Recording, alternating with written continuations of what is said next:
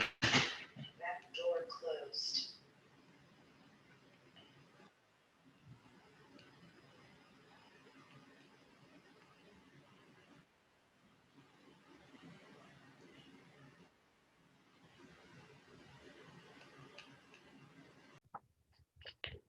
All right, so let's just talk about the polyatomic ions that you need to know.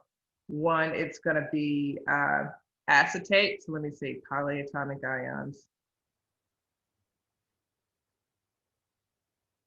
And this is for the next quiz. You'll need to know some more for the next test, but like the next quiz, I'm going to have you guys know acetate.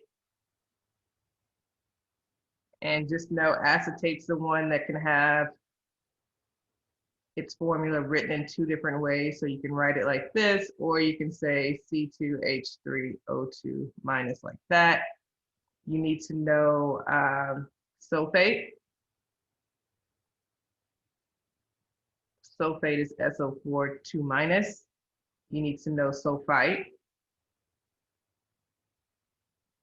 which is SO3 2 minus. You need to know hydroxide.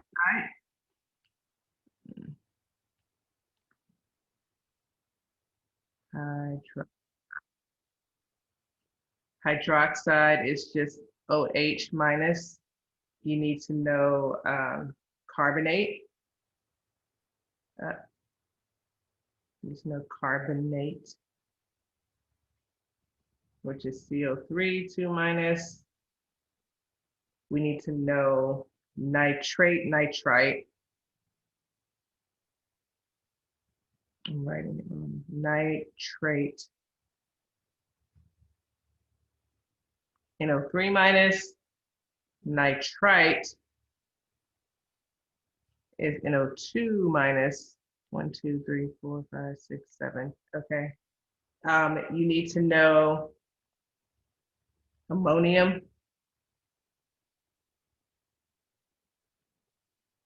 which is NH4 plus, and then what's the other one? Phosphate.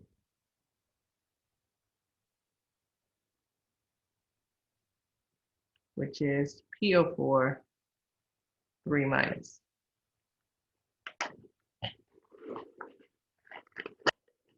And this is for next week's quiz / the rest of the semester, but I'll just say you need to know these.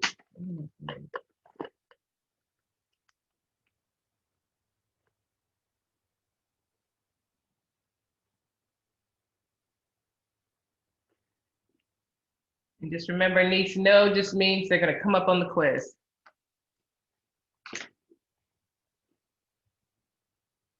All right, so when we talk about the ionic compounds, just know that ionic compounds are simply saying, like I said, we have ions coming together. The way we name ionic compounds, we're pretty much just adding an IDE to the end of the second element. And when we add that IDE, we have to remember if you have a polyatomic ion, you don't add an IDE to the end of it. You just name the polyatomic ion whenever you see it. And if you have a metal that is a transition metal, you have to remember to put its charge in Roman numerals. So any of these metals over here, you have to remember to put its charge in Roman numerals unless you have zinc or silver, because remember this is 3 plus, 2 plus, 1 plus. These are all going to have a fixed charge, so you don't have to put these 3 in Roman numerals. But copper, nickel, cobalt, iron, manganese, you need to put their charge in Roman numerals. So quick examples, when we talk about naming compounds, is if I have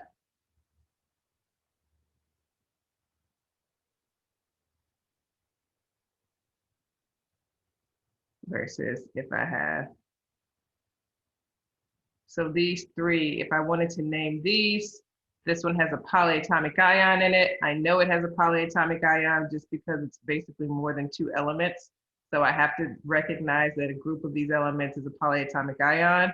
The first element is sodium. I just named the polyatomic ion. The polyatomic ion is nitrate. This one, I have a metal. My metal is a transition metal, which is iron. I have to write the charge of iron in Roman numerals. The charge of iron, if I work backwards, is going to be 3. Oxygen is going to be 2. I'd say that this is iron 3 oxide.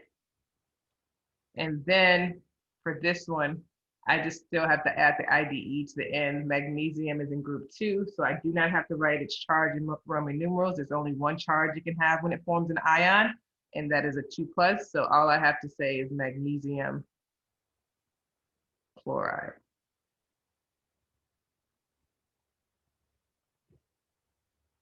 Okay. Now, if I have a molecular compounds just saying that I have nonmetals bonded together, and those nonmetals, basically, with those nonmetals, I have to just add IDE to the end of the second element. Once again, I'm adding IDE, but I also use prefixes to say how many of each element I have. So I'm going to add IDE and use prefixes. And when I do that, you know, this is the one where I have examples like N2O5 is saying I have 2 nitrogens. 2 stands for di, so it's dinitrogen. And then 5 stands for penta, so I say dinitrogen pentoxide. I could say pentaoxide or pentoxide, I'll accept either one. Or if I have, let's see,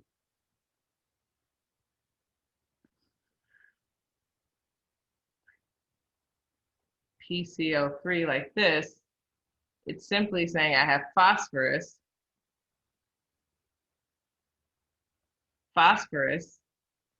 but I don't put mono in the first element. And then I say I have 3 chlorines, so phosphorus trichloride.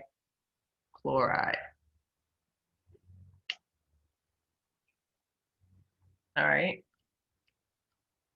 So that's the difference between an ionic and a molecular compound. Then finally, we talked about acids. And acids say you have hydrogen plus a nonmetal, or you have hydrogen plus a polyatomic ion. All right, so in the case of hydrogen plus a nonmetal, we say hydro, and then we say ic acid.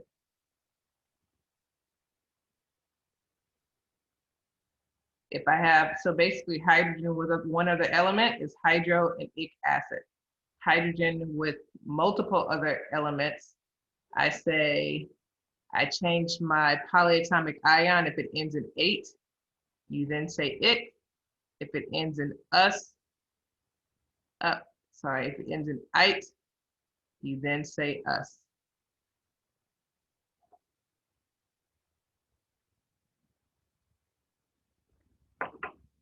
So my examples, if I say, for instance, I have hydrogen with fluorine, that's hydrogen plus one other nonmetal. I just say hydro, fluor, and then ic acid.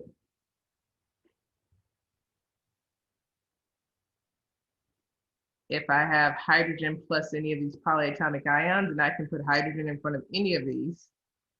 If I have hydrogen plus any of these, let's say hydrogen and carbonate, I'm going to say H, and I have to write it out like it's an ionic compound. So since there's a 2 here for this carbonate, I'd say H2CO3.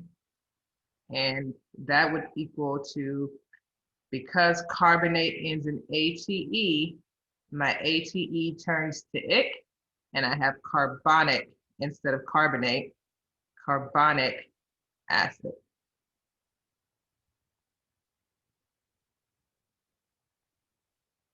Versus if I had sulfite and hydrogen. So hydrogen and sulfite, once again, I have a 2- here for the sulfite.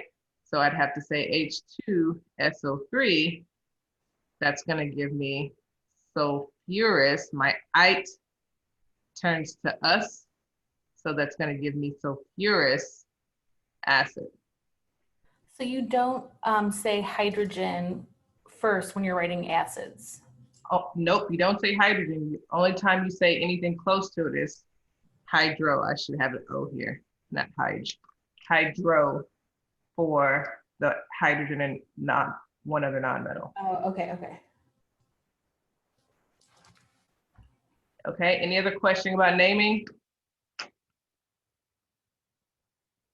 Okay, so this was all of chapter 5 last week. This is what the homework is on for this week. I'm going to go ahead and talk about chapter 6 pretty quickly. Chapter 6 talks about the mole concept.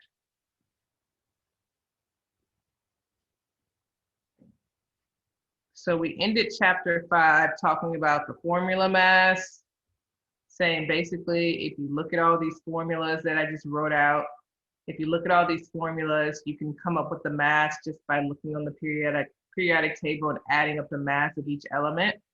We're going to talk about the formula mass when it comes as it applies to the mole concept. But first, when we talk about the mole concept, we just have to remember that the mole is a chemist's dozen.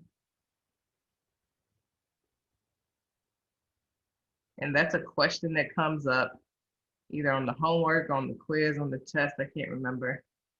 The mole is the same thing as a chemist's dozen. And it's just a number. It's just a number that, just like we know that dozen means 12, the mole is just a number. So when we say that number is 6.022 times 10 to the power 23. And we say it's whatever you're talking about. In the case of science, we're going to be talking about particles like atoms and molecules and ions. We're going to be talking about basically the different types of particles that we have. And because these particles are so little, we have to group them in a really big group. You see this number is raised to the power of 23rd. That's millions of millions of millions. And that's a really, really, really big number.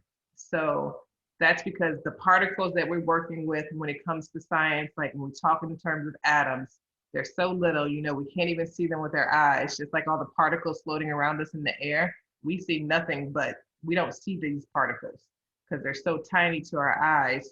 So we have to group them in really big numbers when we go to try to talk about them and weigh them and things like that.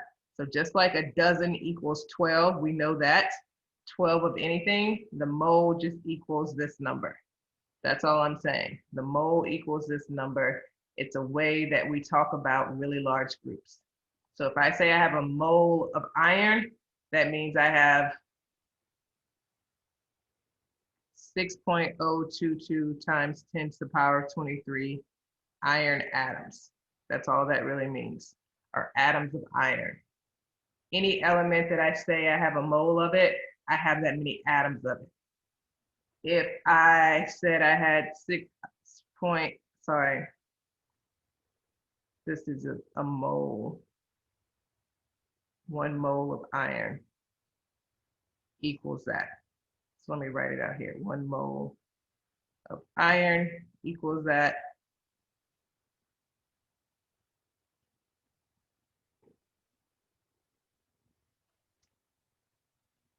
One mole of iron written like this is still saying that I have the same number, but this time I say I have ions because anything with a charge is called an ion. So this time I have iron 2 plus ions. If I say I have a mole of H2O, we know H2O is water. It's just saying I have this many water And water, it's not an atom, it's a type of compound. And when we say what type of compound it is, can anyone tell me what type of compound water is? A molecule. Well, it's a molecular compound. Since it's a molecular compound because it's made up of all nonmetals, we say that we have molecules. We have molecules. When you have an ionic compound, we call them formula units. So for instance, 1 mole of table salt, which is sodium chloride, just simply looks like this. Same thing, but this time, sodium chloride is an ionic compound. We call them formula units. These are just the different types of particles that you can have. So these are all particles. Sometimes your particles are individual atoms. Sometimes they're these basically atoms with a charge, which we call ions. Sometimes they are compounds. And in compounds, they can be a molecular compound or an ionic compound. Okay, you guys see the difference? These are all still particles. This number mole, this mole word still means the same number. When I talk about these 4 different types of particles, the only difference is what they're made out of. One's just single elements. Ones are these elements with a charge. The other ones are when the elements are chemically bound to one another and they're nonmetals. And the other ones are elements that are strongly attracted to each other, which are the positive and negative charges. All right, so we call this number, this 1 mole of any particle or anything, we call this number Avogadro's number.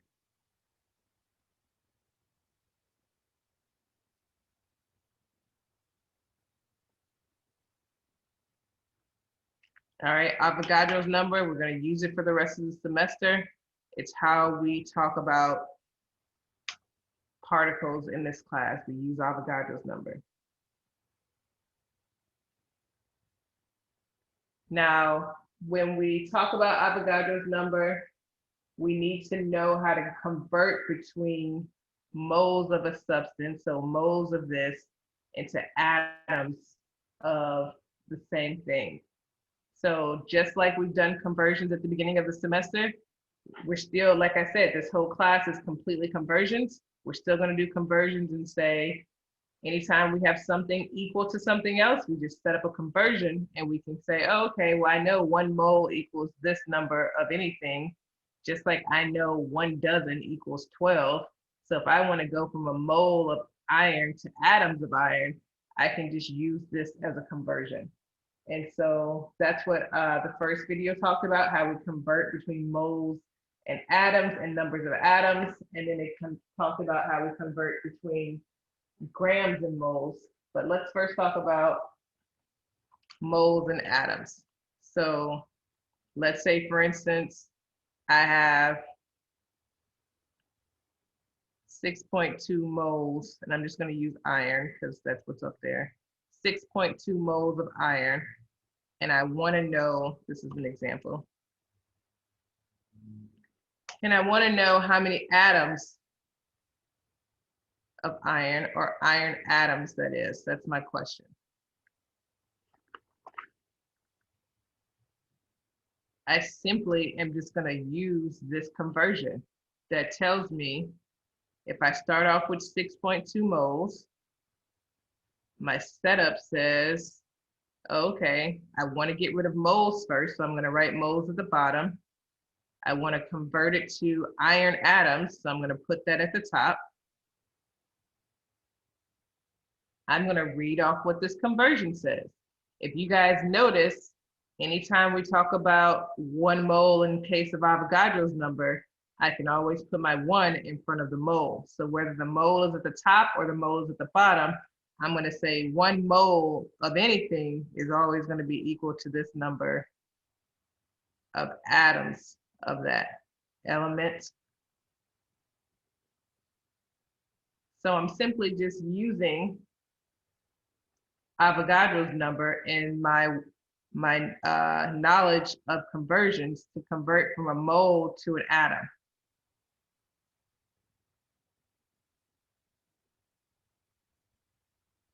All right, so I'm always going to use this conversion factor anytime I go from moles to atoms, moles to ions, moles to molecules, moles to formula units. This same question could have said 6.2 moles of iron 2 plus. How many iron 2 plus ions does it give me? The same setup is what I do, because the only difference is my unit is moles of ions versus moles of atoms. So that's how we go back and forth. Let's say I wanted to go from iron atoms to moles of iron. I would just have to flip this. You know, I always want what I start off with in the denominator so it cancels out. All right, so let's say, for instance, let me just do one more where I have to flip it just so it's clear. Let's say this example says I have 2.5 times 10 to the 24, what is this? Molecules of water, or water molecules. Let's say I have water molecules. This is how many I start off with, and I want to convert it to moles of water. Hey, Professor, I'm sorry for interrupting, but my family just arrived, so I'm gonna have to go. So I'll bring everything with me if I have to get in class or anything like that. So. Okay. Good luck with everything, Noah. Yep, Thanks. and I'll keep a contact with my advisor. All right. Feel better. Sure, Noah, good luck. All right. If I start off with water molecules and I want to convert to water moles, I'm simply doing the same conversion, but this time it's going to be flipped, because I'm going to say 2.54 times 10 to the power 24. I start off with molecules of water. So that means in the denominator, what's going to go first, guys?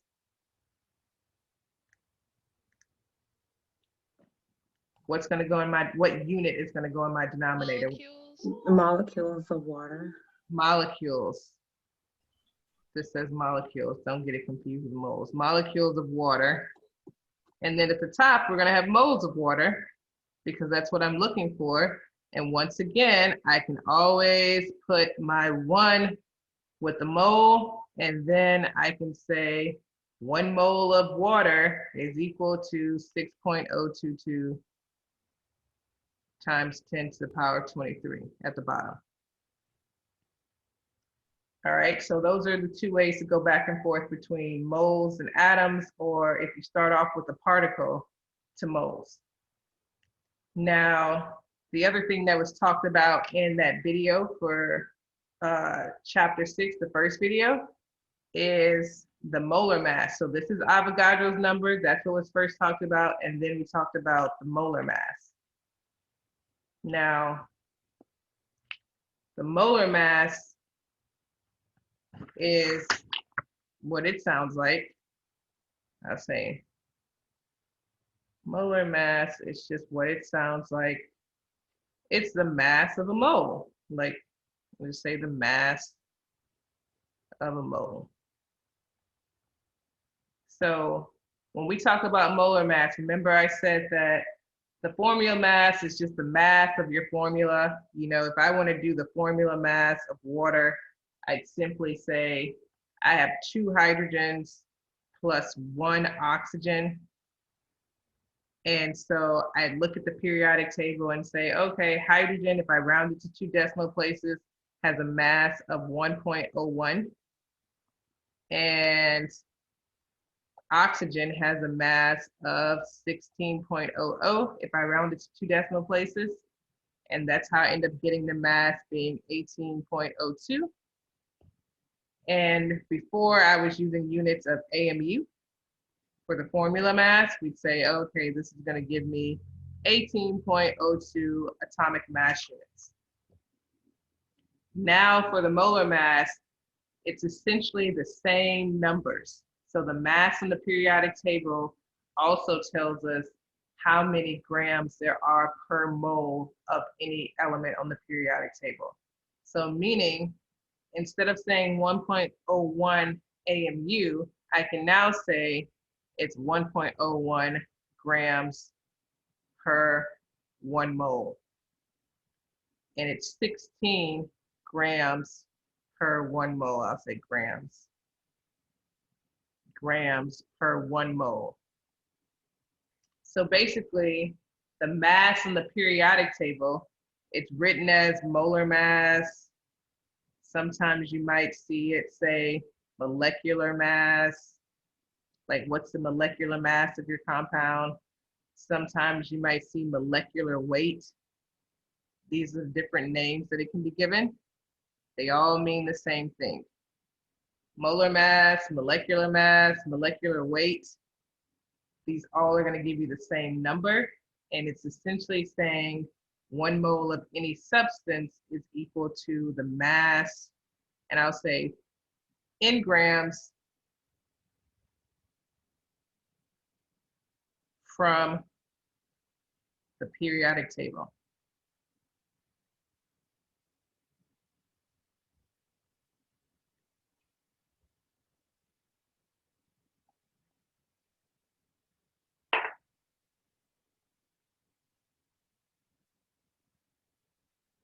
So for instance, like I said, water, we no longer are going to say 18.02 AMU. We're just going to say 18.02 grams per 1 mole.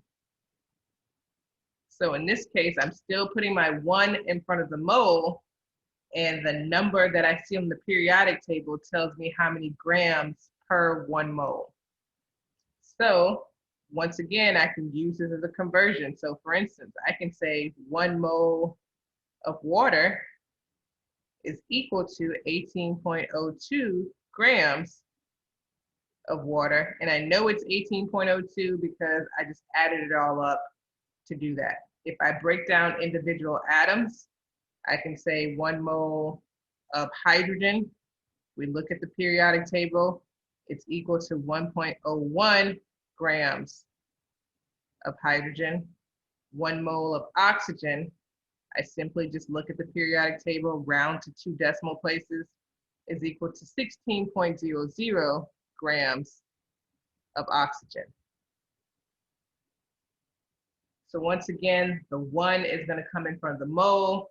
I look at the periodic table to get all these other numbers.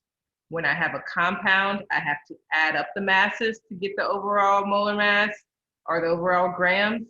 But if it's just an element, I just take the element and see what the mass says in the periodic table. Once again, the mass is the decimal number on the periodic table. So here for hydrogen, it says 1.0079. I rounded it to 2 decimal places and got 1.01. For oxygen, it says 15.99. I rounded it to 2 decimal places and got 16.00.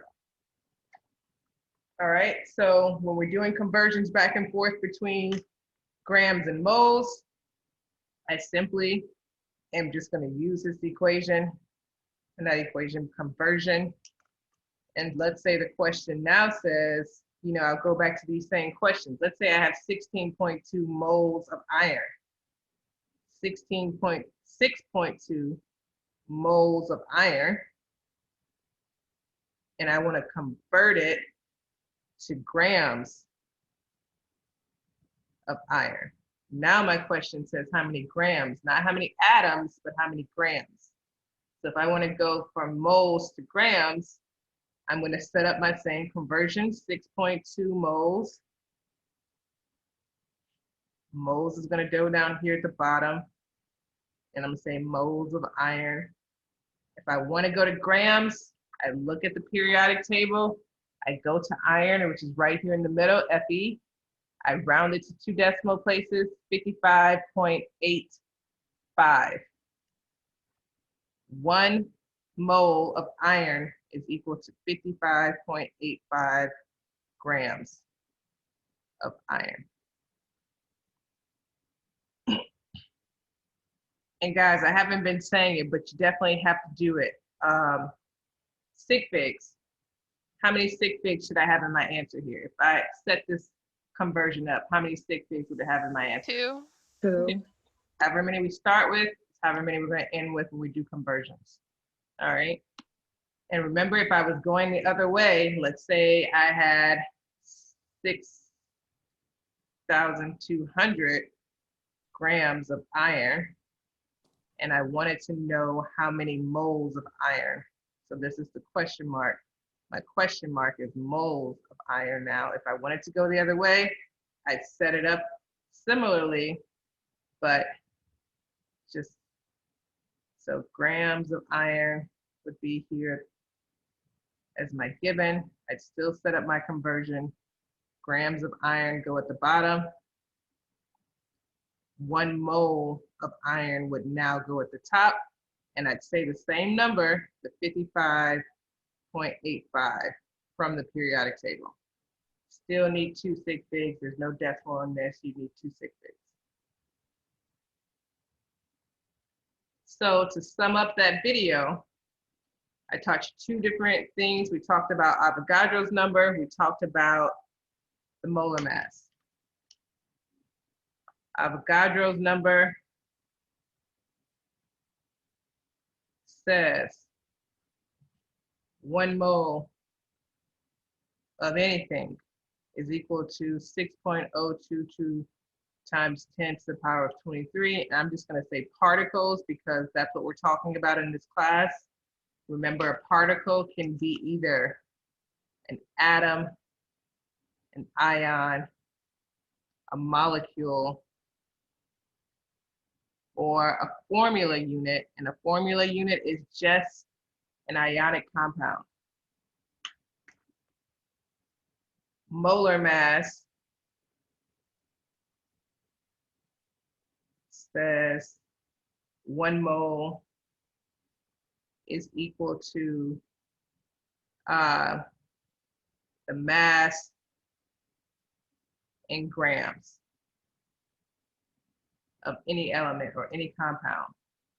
So if I want to go back and forth from moles and grams, I use the molar mass. If I want to go back and forth from moles to particles, I use Avogadro's number. If I want to go back and forth from grams to particles, let's say I want to go here. I want to say, okay, or particles to grams. Let's say I know the particles, I know how many atoms I have, but in reality, the most important thing to know for our class is how many grams. Like if we were in the lab setting, it doesn't make sense to know all these particles because we can't see them, but if we take a balance or a scale, we can weigh out how many grams of each substance we have. So let's say I want to go from particles to grams. What do you guys think I need to do first? Like, what's the first step I'd have to do? Go from particles to moles. Yeah, go from particles to moles. So basically, I'd have to say particles go to moles, and then moles goes to grams. To go from particles to moles, I got to use Avogadro's number. So basically, my parentheses would look like 1 mole at the top, Avogadro's number at the bottom. And then when I went from moles to grams, my parentheses would look like 1 mole at the bottom, and then the mass at the top.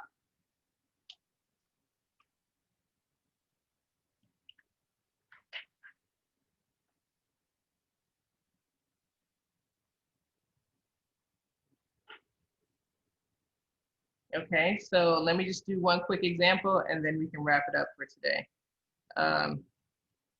My example says, let's see. Oh, here's one. Determine, and I can even say this back vice versa. Let me write it vice versa for you guys too. Let's say I want to do this vice versa. Let's say I want to go from grams to particles. I still have to go to moles first. So I'd say grams to moles, moles to particles. So this is basically flipping this whole thing. I still have to go to moles first. So now in this case, I'd still say, now if I want to go from grams to moles, that means 1 mole is still going to be at the top, but this time my 1 mole is going to be over the mass in grams from the periodic table. And then once I get to moles, I'm going to say 1 mole is still going to be at the bottom, but this time Avogadro's number is going to be at the top. Okay. So let me give a quick example just to explain what I mean. My example says determine the number of atoms in 48.3 gram sample of zinc.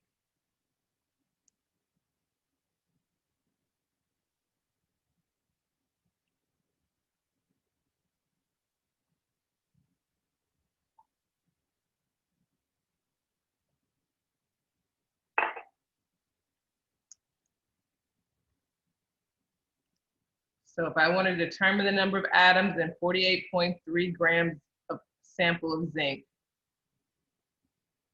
which setup do you guys think I need to use? So I know I'm going from grams to atoms, and I know if I want to go from a particle or grams to a particle, I have to go to moles first. So which setup do you guys think I'm going to use? Am I going to use the first one, or am I going to use the second one? Second one. The second one. We're going to use the second one simply because we're starting off with grams, and then I want to convert it to atoms. So basically this question is saying convert 48.3 grams of zinc to atoms of zinc or zinc atoms, however you want to say it. So the way this setup looks is we're simply saying 48.3 grams of zinc. In this setup, I'm going to say, first step, 1 mole over the mass of zinc. 1 mole of zinc divided by the mass of zinc. I simply look at the periodic table to get the mass of zinc. Zinc is 65.38. So I'm going to say over 65.38 grams. That's my first parentheses. Second parentheses is going to say, now I say 1 mole of zinc, because that's what I'm trying to get rid of now, because I've gotten rid of my grams of zinc. Now I'm trying to get rid of my moles of zinc, and I simply put that under Avogadro's number. And you can say this is now going to be zinc atoms, and that's because zinc is an atom. It's just a single element. We call them atoms. How many sig figs in my answer? 3. 3. Six. Okay. And let's just quickly punch this in the calculator. I haven't put any of these in the calculator. Make sure we're getting the same answer. 48.3, open parentheses, 1 divided by 65.38, close parentheses, open parentheses, 6.022 E23 divided by 1, close parentheses. Let's round this number to 3 sig figs. What's that with 3 sig figs? 4.45. What else? 4.45, that's 3 sig figs for sure. But then, E23. yeah, you can't Oh, forget, yeah, E23. don't forget the E23 over here. You gotta look over and make sure you see it. So it's gonna be 4.45, and it's basically saying times 10 to the power of 23 zinc atoms.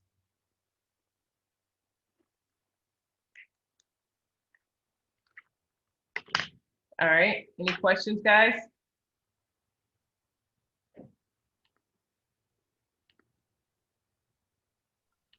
I don't think so. It's kind of like what we've been doing, right? Yeah.